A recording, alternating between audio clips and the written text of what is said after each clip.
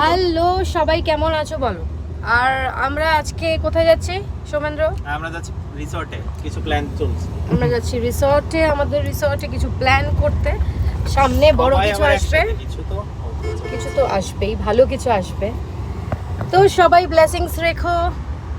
আর কিছু আগেরগুলো কিরকম লেগেছে অবশ্যই কমেন্ট করে করে আবার এটা তো বলবে যে তোমরা কি দেখতে চাও নতুন নতুন কিছু, যদি তোমাদের কাছে কোনো থিম বেসড কিছু থাকে বা কোন গানের ওপর রিলস করতে পারি বা কি করতে পারি, তোমরা কিন্তু আমাদেরকে বলতে পারো কমেন্ট বক্সে।